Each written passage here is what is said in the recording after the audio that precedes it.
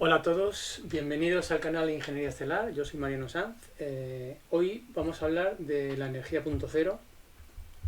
Es un tema controvertido, pero interesante y bueno, vamos a ver qué depara porque en realidad, aunque hay mucha información en internet, pues no hay nada realmente detallado de cómo podríamos conseguir un dispositivo de energía libre o de energía punto cero. Pero vamos a ver qué es lo que hay y qué es lo que nos explican nuestras amigas esbarunianas y tagetianas, ¿vale? Pasamos a las aclaraciones y agradecimientos, ¿vale? Como siempre digo, este canal no está creado para modificar el sentido o contexto de los mensajes de nuestras amigas tagetianas y esbarunianas. La idea de este canal es de enriquecer el entendimiento de algunos conceptos que desde mi punto de vista pues no están claros o son confusos, incluso algunos conceptos son difíciles de entender y bueno, yo doy una interpretación, ¿vale? Esa interpretación o análisis de esos conceptos son exclusivamente míos y claro, evidentemente podrán diferir de los de otras personas. Los conceptos básicos extraterrestres que analizamos o interpretamos pues se extraen de algunos de los vídeos divulgativos de Gosia, Robert y Cristina y Estela, mayormente de Gosia y Robert, ¿vale? Este canal apoya 100% el contenido del mensaje que comparten Gosia, Robert y Cristina y Estela, ¿vale? Y por todo ello os damos las gracias, os doy las gracias por toda vuestra inmensa labor que estáis haciendo para transferir y compartir todo el conocimiento de nuestras amigas tagetianas y esbarunianas. Vale, también le damos las gracias a Esbaru Derra, a Neka de Temer, Sofía Esbaru Yaski y Atena Esbaru, ¿vale? Muchas gracias por todo, por estar ahí y por compartir vuestros conocimientos. Bueno, vamos a ver, vamos a hablar de los conceptos extraterrestres, qué es lo que podemos saber desde el punto de vista humano de la energía punto cero. Vamos a ver quién fue el primero que pudo trabajar con este concepto, qué es la energía cósmica, avance de esta tecnología y por último, los enemigos invisibles, ¿vale?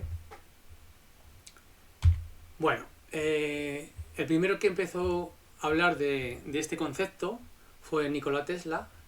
Nikola Tesla dijo que el día que la ciencia estudie los fenómenos no físicos, es decir, espirituales o metafísicos, en un diseño va a progresar más que lo que ha progresado en todos los siglos anteriores de su existencia.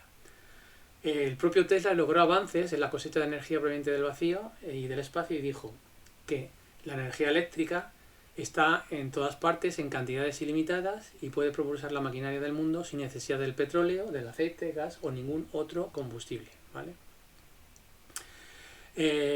Aquí os he puesto una pequeña conversación entre Gosia y Esbaru. Gosia le preguntaba que si Tesla fue un extraterrestre encarnado. Esbaru dijo que sí que lo era y era de raza liriana de Venus, ¿vale? O sea, el alma de Nikola Tesla o su yo superior provenía de Venus, ¿vale? Antes de que fuera conquistada por los americanos durante la guerra de Vietnam. Y además sí que él sabía que era lineal de Venus, era consciente de ello y además estaba en contacto con su gente, o sea que todos sus conocimientos pues podían venir también de ahí. Bueno, la energía cósmica es una definición que hizo Tesla, ¿vale?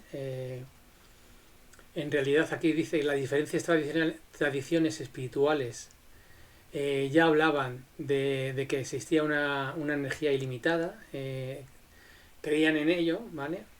Técnicamente o científicamente no habrían sido capaces de demostrarlo, pero creían perfectamente en esa energía, ¿vale? La han llamado de miles de maneras. Como os he dicho antes, Nikola Tesla fue el primer científico moderno que formuló una teoría sobre ella, que la llamó energía cósmica, que luego rebautizaron posteriormente como energía taquiónica. ¿Vale? Hubo un psicoanalista, creo que fue alemán, llamado Wilhelm Reich, que creó originalmente el término de orgón o energía orgónica para describir una fuerza vital universal que era una sustancia sin masa y omnipresente. Básicamente está hablando del éter, similar al éter, pero fuertemente asociada con la energía vital en lugar de la materia inerte, ¿vale? Pues también William Reich ya empezó a hablar de este concepto.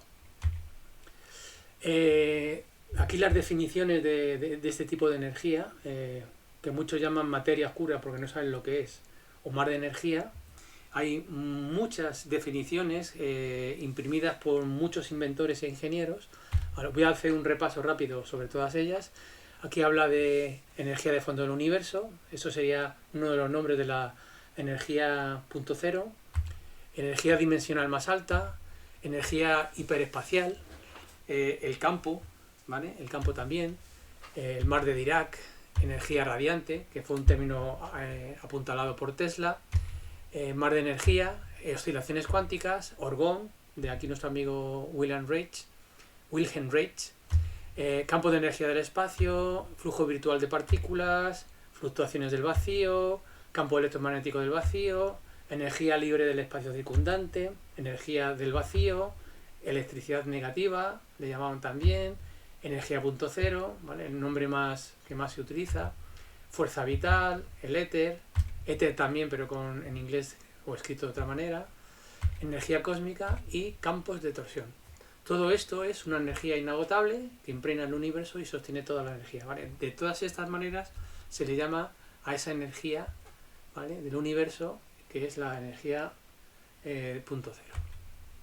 ¿Vale? Los avances, bueno, pues Tesla desarrolló mucho de esa tecnología, incluso llegó a desarrollar un vehículo que se impulsaba con un dispositivo que se alimentaba de la energía del éter, ¿vale? Este vehículo llegó a funcionar a 128 km por hora.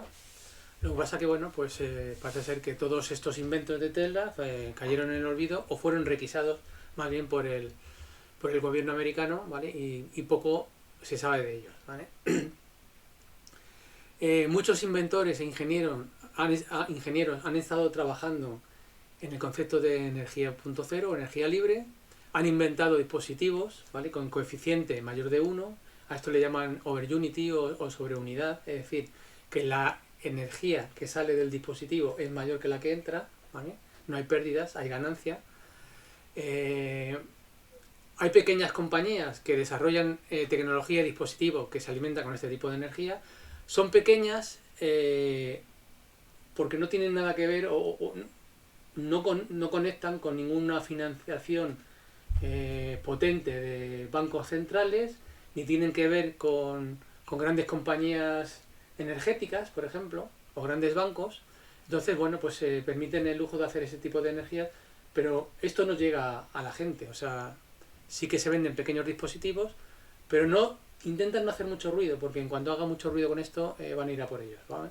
Entonces, hay también muchos youtubers que nos muestran sus inventos, pero yo realmente dudo mucho que realmente trabajen con energía punto cero o generen energía punto cero. Curiosamente, no existen corporaciones tecnológicas o energéticas, universidades, gobiernos, industria militar, etcétera, que estén públicamente involucradas en el desarrollo a gran escala de aparatos y tecnologías que trabajen con energía punto cero y beneficien a la humanidad. Yo no lo veo. Sí que es verdad que la industria militar tiene este tipo de inventos muy desarrollados, seguramente algunas corporaciones tecnológicas también, pero no salen a la luz porque son tecnologías que están escondidas al público. No interesa que el público en general conozcan este tipo de energías y más que se utilicen, evidentemente. La ciencia oficial se resiste a pensar que se puede obtener una energía punto libre. Muchos de estos conceptos se están redefiniendo, otros parecen difusos. Nos movemos realmente en terrenos movedizos. Por lo que os decía antes, no interesa a los grandes poderes fácticos terrestres que haya este tipo de energías libres circulando por la Tierra, ¿vale? Y menos que la humanidad se aproveche de ello.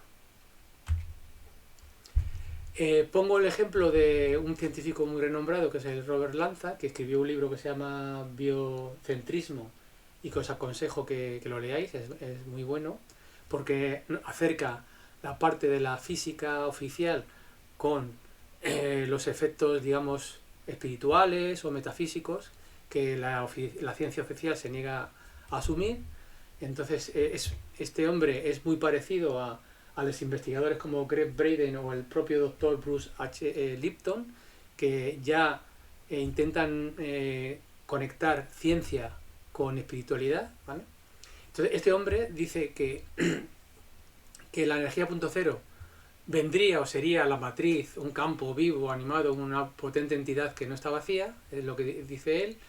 Esta energía empieza a manifestarse cuando las energías cinéticas que nos rodean se han aquietado hasta detenerse a una temperatura de cero absoluto, ¿vale? Por este motivo, ellos llaman energía punto cero a este efecto de que se alcanza la temperatura de cero absoluto, y es cuando queda una especie de energía residual. Yo no estoy de acuerdo con esto. Energía punto cero, el punto cero no viene de que se alcancen temperaturas de cero absoluto, sino vienen de otra cosa que veremos más adelante cuando veamos lo que nos explican nuestras amigas esbarunianas, ¿vale? Y targetianas. La energía punto cero o de vacío se ha confirmado experimentalmente desde 1949 por medio del efecto Casimir. El efecto Casimir lo podéis buscar en internet. Se trata de hacer enfrentar dos placas de metal muy próximas y vemos que esas placas de metal quedan fuertemente presionadas unas contra la otra debido a ondas de energía de vacío que hay en el exterior. Es decir, parece que hay unas ondas que empujan a esas placas a unirse, ¿vale? Entonces, digamos que la energía punto cero se confirma con ese efecto, ¿vale? Bueno, seguimos. ¿Cuáles son los enemigos invisibles de que se ponga en marcha esta energía libre o energía punto cero? Bueno, pues hay 4 fuerzas. La primera de todas es el sistema bancario. Para hacer desarrollo, los investigadores, inventores e ingenieros necesitan financiación, evidentemente, para poder conseguir los materiales y construir sus dispositivos, pero cuando llevan a los bancos no les dan nada, ¿vale? Entonces, el sistema bancario está centralizado y además beneficia a las familias más ricas del mundo. Precisamente son las familias más ricas del mundo las dueñas de las compañías y corporaciones energéticas, con lo cual no me interesa que un don nadie invente algo para que la gente o la humanidad no tenga que gastar dinero en electricidad, por ejemplo, ¿no? Entonces, como decía antes, como es necesario la pasta, el dinero para investigar y avanzar, entonces los bancos, que son los que prestan el dinero, no lo hacen. También hay inversores, pero tienen la misma reticencia que pueden tener un sistema bancario. Segunda fuerza bloqueadora son los propios gobiernos nacionales. Los gobiernos nacionales ganan mucho dinero con los impuestos a las energías. Incluso aquí en España pusieron un impuesto al sol por las energías solares. Qué vergüenza, ¿verdad? Una energía que no cuesta dinero obtenerla y te ponen un impuesto, ¿no? Entonces, hasta en eso. Entonces, los gobiernos nacionales son los primeros en bloquear todo este tipo de tecnología, ¿no? Y además se produce un desequilibrio en el poder geopolítico y pérdidas en impuestos de combustibles. Desarrollame un sistema de energía libre que no cueste nada y pierdo toda la pasta o todo el dinero en impuestos, ¿vale? Entonces no les interesa. Hay una tercera fuerza que podemos dividir en dos sectores. Una es la desilusión, es decir, inventores ilusos que llegan a internet de inventos que no funcionan, es decir, desprestigian todo lo que es el avance e inventos reales de la energía punto cero. Luego hay el segundo punto, el segundo sector, es la falta de honradez. Hay muchos inventores que solo piensan en sacar dinero de sus inventos, con lo cual a la hora de que te venga, por ejemplo, una compañía eléctrica a darte una burrada de millones por tu patente o por tu invento, pues los inventores evidentemente cogen el dinero y se olvidan de su invento. Esos inventos quedan enterrados y silenciados por las grandes compañías que han comprado la patente, evidentemente. Y una cuarta fuerza bloqueadora, que para mí es la peor, es la de todas, es la que más, digamos, bloqueos produce, son los propios consumidores. Al no ver un público exigente, y además este público tiene el compendio de las 3 fuerzas anteriores, es decir, la avaricia, el miedo a la competencia y el esplendor del esplendor del poder, crean realmente un problema común entre toda la gente, ¿no? ¿Vale? Entonces, somos los consumidores realmente los que estamos bloqueando el que salga la energía libre adelante. Luego, por otro lado, existe el principal paradigma de las universidades, que sigue siendo el materialismo. O sea, lo que no se ve no existe, ¿vale? y no admiten que haya fenómenos que todavía no se pueden describir ni siquiera con la mecánica cuántica o la teoría de cuerdas. Entonces, los científicos necesitan tener modelos con los que poder calcular cosas, aplicar las fórmulas que ellos conocen y en los que se pueda predecir el resultado de un experimento. En este caso no se puede predecir porque estamos hablando del éter y el éter completamente lo desconocen o no quieren saber nada de él. ¿Vale? Esto en resumen, hay mucha más información en internet que podéis buscar, ¿vale? Pero en resumen es lo que podemos ver. Luego, la parte de los conceptos extraterrestres lo he dividido digamos en 4 puntos fundamentales. Hablamos de la matemática de vórtices y de la geometría sagrada que se aplica para todo esto, que es el concepto de despolarización, de lo que nos habla Esbaru en muchos de nuestros vídeos, que son las bobinas de Rodin, que es una propuesta de Esbaru precisamente, los reactores de energía punto cero, cómo se construyen allá afuera, en nuestras amigas tagetianas y otras razas, referencias de este vídeo y frase del día, que es una cosa nueva que he añadido a la presentación, ¿vale? O a este vídeo. Vale. La matemática, que es la matemática de vórtices, y el flujo de energía que forma una estructura de flujo toroidal, todo lo que hay en el universo se forma a través de una estructura toroidal, es la base para la formación de materia y también es la clave para la creación de energía punto cero, ¿vale? Es muy importante. La matemática de vórtices contiene todas las fórmulas que controlan tanto la mecánica de la manifestación como sus frecuencias o armónicas de frecuencia que lo controla todo, ¿vale? Entonces, toda la matemática de vórtices de flujo toroidal se basa en este principio clave, que es la relación y secuencia de I entre los números 1, 2, 4, 8, 7, 5 y 3, 6, 9. ¿Vale? He puesto esta nota de Esbaru para que lo tengáis en cuenta. Solo existe una sustancia y existe como una onda y se propaga por todo el universo. El espacio es un medio ininterrumpido y entretejido de dicha onda que se define como energía potencial. De ahí es donde realmente obtenemos esa energía punto cero, ¿vale? Del espacio, del universo, de la energía potencial, ¿vale? Este toroide sería puesto aquí, los numeritos que hablamos antes, 1, 2, 3, 1, 2, 4, 8, 7, 5, 6, 3, 6, 9, vienen aquí y todo esto define un poco el funcionamiento de todo, de toda la mecánica o matemática de vórtices, ¿vale? Bien, los números 1, 2, 4, 8, 7 y 5 representan el lado físico, ¿vale? 1, 2, 4, 8, 7, 5, el lado físico, y 3, 6 y 9, el lado etérico, y el 0 que está aquí, donde está este punto amarillo, ¿vale? Entonces, la energía va circulando desde 1, 2, 4, 8, 7, 5, 5, 1, 2, 4, 8, 7, 5 y 3, 6, 9, 6, 9, 3, ¿vale? Esta es de cómo, y va alternándose. Quiere decir que aquí, dependiendo de cuál es el flujo energético, aparecen signo negativo y aquí signo positivo, ¿vale? Y en un momento dado, cuando fluye la energía, el negativo está en el punto 9 y el positivo en el 3 y el 6. En este cambio de polaridad es donde se produce la despolarización en el lado etérico, ¿vale? Entonces, este efecto alternante que hemos explicado, así muy rápidamente, se traduce en una inversión de polaridad electromagnética. Es decir, lo que hemos dicho aquí, que en un momento dado, aquí está el más y aquí está el menos, y en el momento en que cambia esa polaridad, o esa inversión de polaridad, se produce la descarga o el flujo energético toroidal, ¿vale? Ese flujo energético dentro del toroide causa una despolarización en el lado etérico, ¿vale? En esta parte de aquí se produce esa despolarización entre los polos 3 y 6. Cada vez que gira de un lado a otro el flujo de energía 1, 2, 4, 8, 7, 5, 1, 2, 4, 8, 7, 5. Y también cambiando la polaridad con esto. Una polaridad está dominada por el 1, 2, 4 y la otra por el 8, 7, 5, ¿vale? Entonces, en el cambio de polaridad de ese flujo energético dentro del toroide es cuando se produce esa despolarización del lado etérico y por lo tanto la descarga de energía, ¿vale? En el punto central es donde se da esa liberación de energía o despolarización energética, ¿vale? Este punto, que es el punto 0, está entre el campo 1, 2, 4, 8, 7, 5 y el campo 3, 6. siendo que toda la refuerza el punto anterior el 9. El 9 es el que refuerza el campo anterior, ¿vale? O el punto anterior.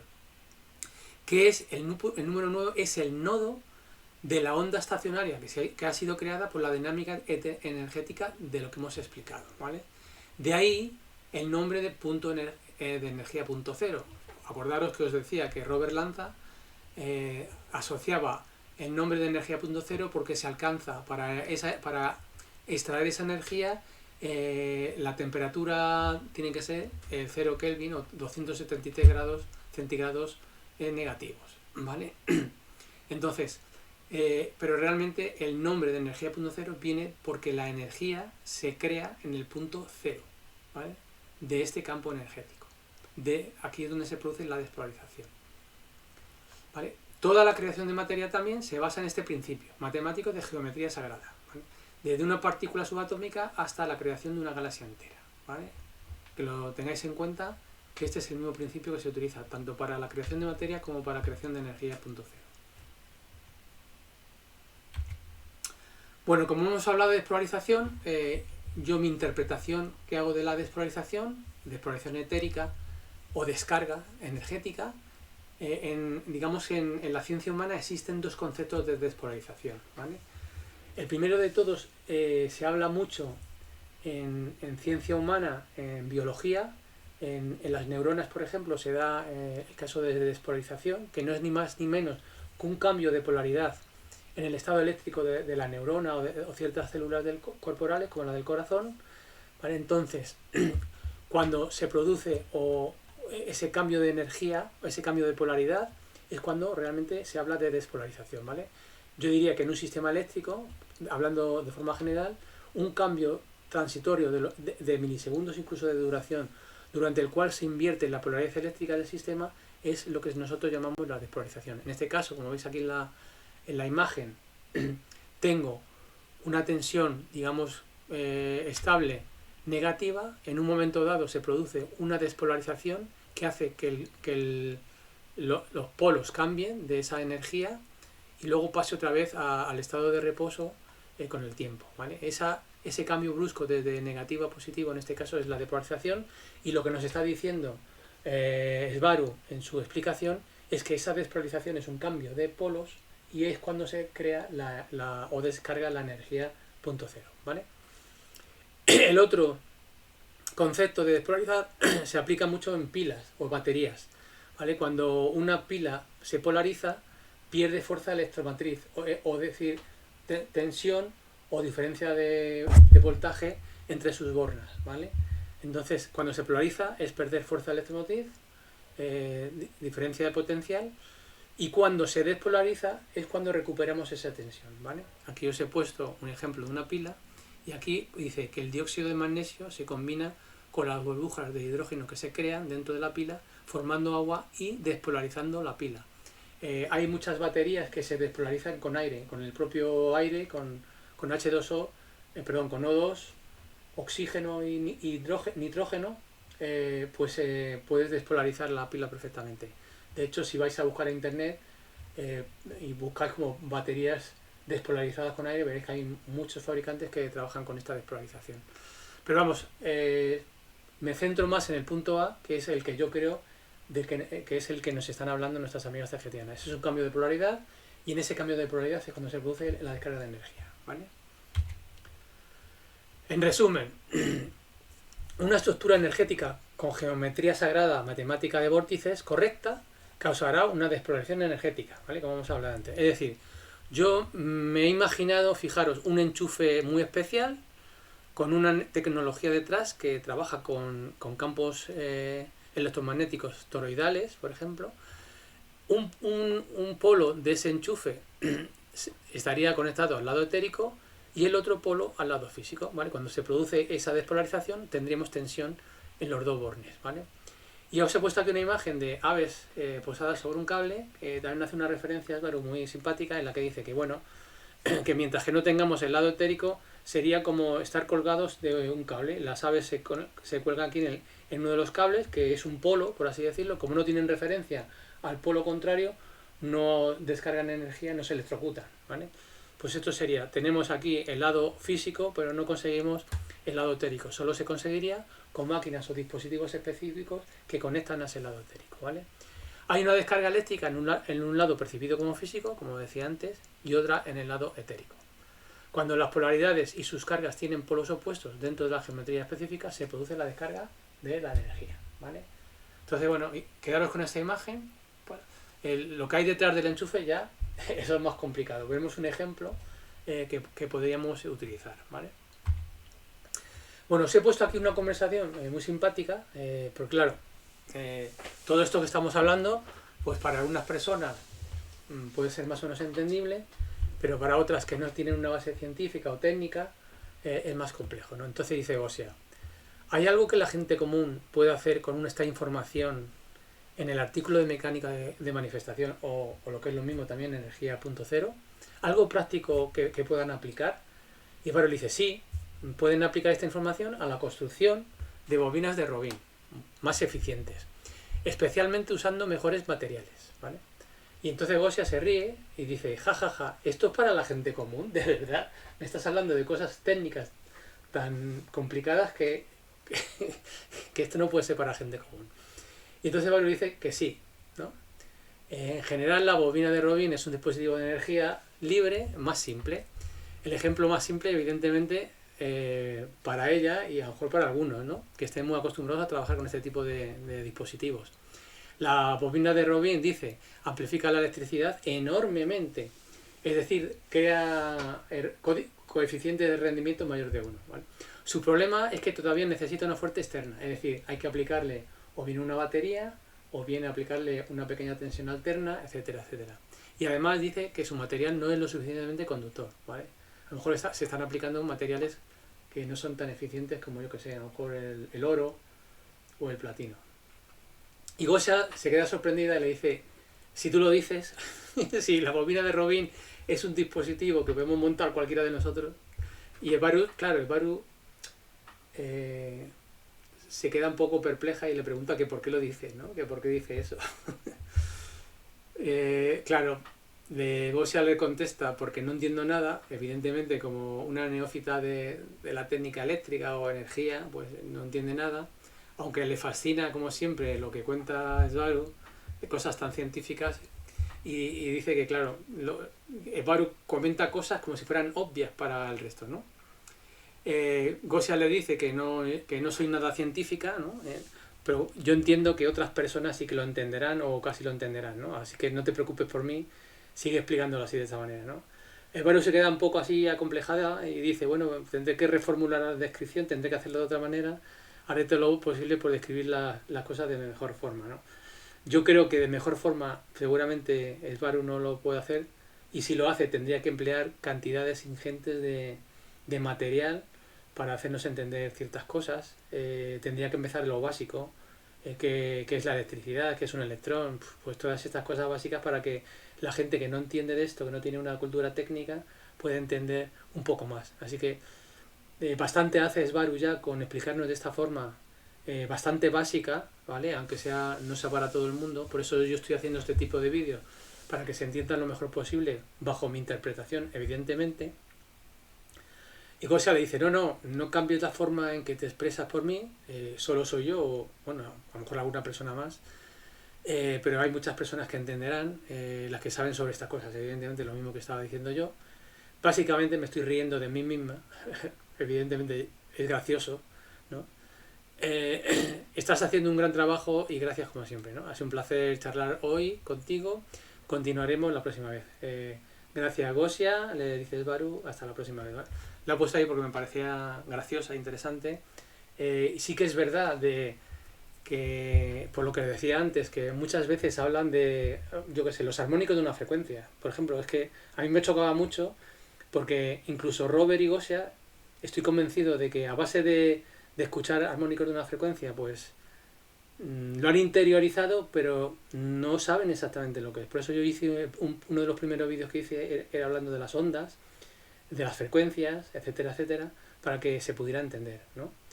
Cuando, vuelvo a repetir, cuando Svaru o Aneka hablan de armónico de una frecuencia, yo estoy hablando de una señal compleja que se puede dividir en señales puras. Estas señales puras se llaman armónicos y cada armónico tiene una frecuencia, ¿vale? La frecuencia de la onda compleja fundamental es la armónica primaria, ¿vale? Que tiene una frecuencia dada, y el resto de armónicos, que son los que forman la onda compleja, tienen otras frecuencias diferentes, que suelen ser múltiplos de la onda primaria, ¿vale? Entonces, si la onda primaria son 1000 hercios, 1000 ciclos por segundo, pues el segundo armónico sería 2000, el tercero 4000 y así sucesivamente.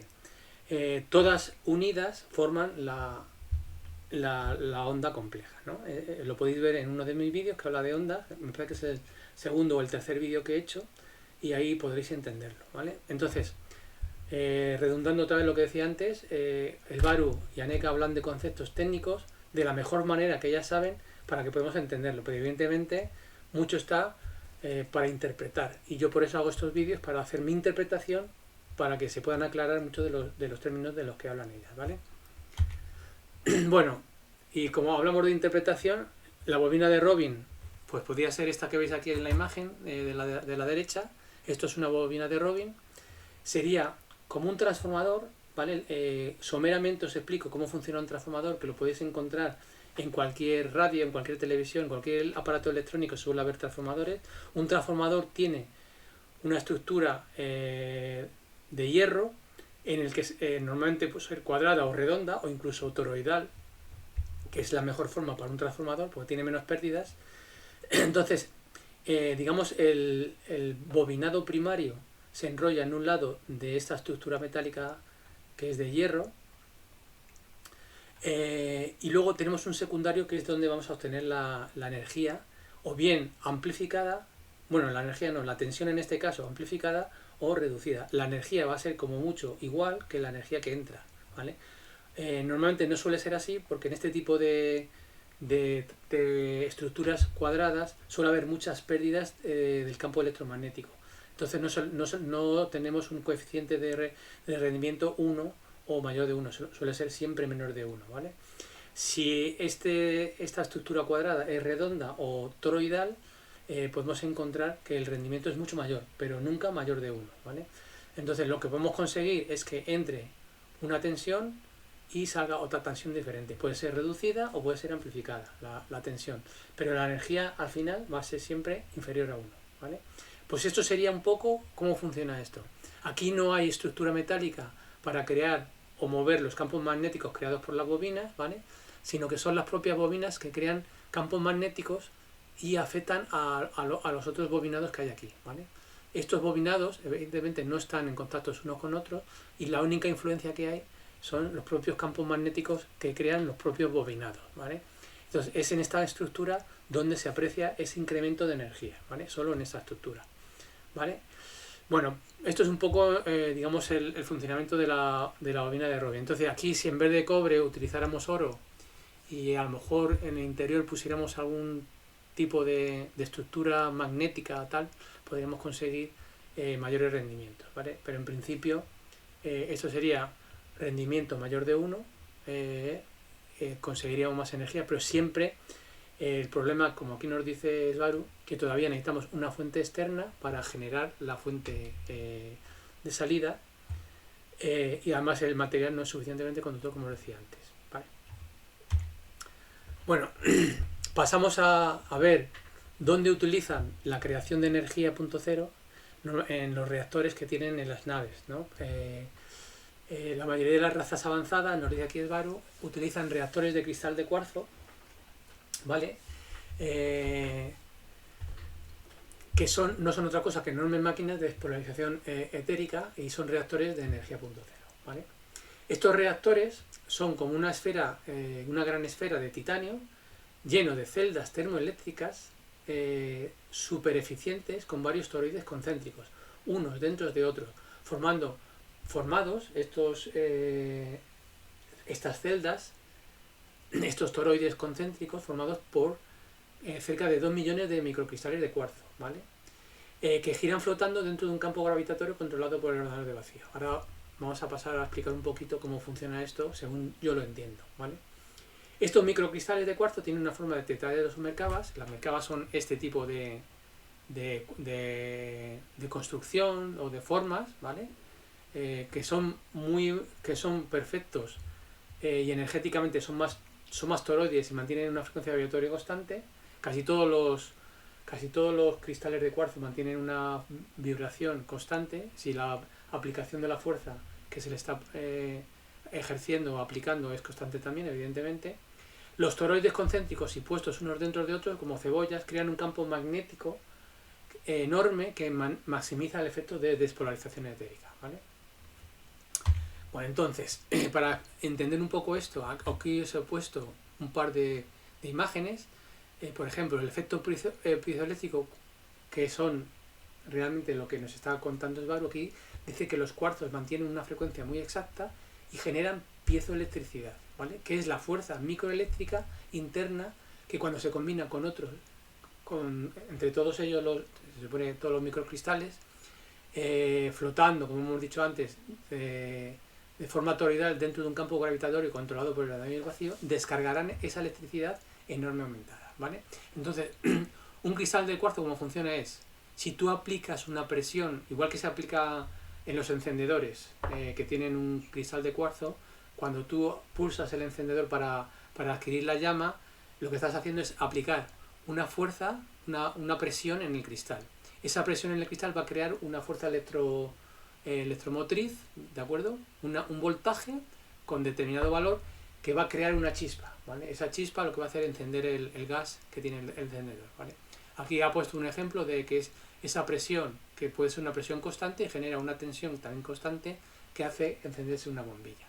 Y también al revés, si yo aplico una tensión constante al cristal, el cristal vibrará a una determinada frecuencia, dependerá de esa tensión, ¿vale? Aquí visto, digamos, de forma con los átomos que forman el cuarzo, ¿de acuerdo? Está compuesto por silicio y por oxígeno. De esta forma, es un hexágono también, forma una especie de hexágono, ¿vale? Entonces, si no hay presión en el cuarzo, la diferencia de potencial o el voltaje es cero entre sus bornas, por así decirlo. Si se aplica una tensión o se estira del cristal, se generará una tensión o un voltaje con positivo en un lado y negativo en otro, y si se produce una compresión del cristal, tendremos una tensión también negativo en un lado y positivo en el lado contrario, ¿vale? O sea, al contrario de la tensión que obteníamos cuando se aplica una tensión, ¿vale? Bueno, nos dice Sbarú que esta forma de enlazar los microcristales es la más eficiente para hacer un reactor pequeño, compacto y potente. Su eficiencia es casi el 100%, y los pequeños Merkaba, es decir, este tipo de cuarzos, descargarán su piezoelectricidad entre ellos cuando uno es de polaridad diferente a la del otro.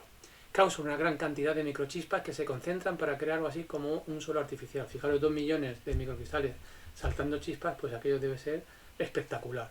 La forma toroidal en que giran también incrementa la potencia de descarga y también hace que algunos Merkabes sean de una polaridad y otros la polaridad opuesta, causando esa chispa, ¿vale?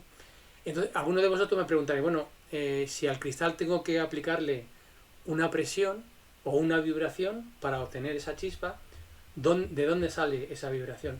Pues yo creo que sale cuando dice ella flotando en la forma toroidal dentro de un campo gravitatorio. Es decir, el campo gravitatorio es el que se aplica a los cristales. Y ese campo gravitatorio, que es ni más ni menos que una fuerza, ¿vale?, electromagnética, es la que va a producir al final esa generación de voltaje dentro del cristal, ¿vale? Entonces, el propio campo gravitatorio, que está controlado por el radiador y en el vacío, creará las diferentes chispas o la diferente potencia o frecuencia en las chispas, que es la que va a generar más o menos energía en el reactor, ¿vale? Entonces, así lo entiendo yo y así os lo explico. Bueno, aquí terminamos. Os pongo unas referencias que serían los vídeos de hacia Robert y Gosia, de donde nos hablan de la mecánica de la manifestación y de energía punto cero. Algún que otro vídeo explicándonos cómo funciona la bobina de Robin, las transcripciones tanto de Robert como de Gosia, ¿vale? Y luego algunos otros enlaces a la web para que veáis qué son las ciencias matemáticas vorticiales, y algunos enlaces también más de donde se habla de la energía libre o energía punto cero. Y luego un libro, que es el último que he leído acerca de la energía punto cero, que se titula Energía Universal, de Jim Manning y Susan Mankiewicz, ¿vale? O Mankiewicz, que habla de tanto de inventores como de inventos que atacan a la energía punto cero, ¿vale? Es muy interesante este libro. Y por último, lo que decía al principio, os pongo esta frase del día, de Svaru de Erra, que dice que es curioso que la ciencia de la Tierra no reconozca la existencia del éter cuando es todo lo que hay, es decir, todo es éter, ¿vale? Entonces, es curioso que la ciencia siga empeñada en no querer verlo, ¿vale? La ciencia o los científicos todavía persiguen las partículas preliminares de Dios, como el bosón de Higgs, y la única razón por la que se encuentran esas partículas es porque los científicos la están buscando. Entonces, los propios científicos manifiestan eso que están buscando, ¿vale? Entonces, nunca puedes buscar sin encontrar, es el principio básico de este universo, ¿vale? El Svaru de Erra. Me pareció curioso ponerla, así que ya lo sabéis. Así que si buscáis cosas, la vais a encontrar. Lo dice mucho Robert, ¿vale? Así que ya sabéis. Bueno, los próximos vídeos que tengo en mente, no sé si cambiaré un poco, pero quiero hablar un poco de la mecánica de la manifestación y de la navegación estelar, sobre todo las partes más técnicas de las que yo puedo hablar y puede hacer una interpretación, ¿de acuerdo? No todo el vídeo, pero para eso lo tenéis. Solo las partes más técnicas que yo pueda interpretar o que pueda decir que no lo va a entender o no lo entiendo yo mismo, por ejemplo, ahí es donde incidiré más, tanto en mecánica de manifestación como en navegación estelar. Bueno, y hemos llegado al final del vídeo, espero que os haya gustado y nos vemos en el próximo vídeo, ¿vale? Hasta luego, chicos.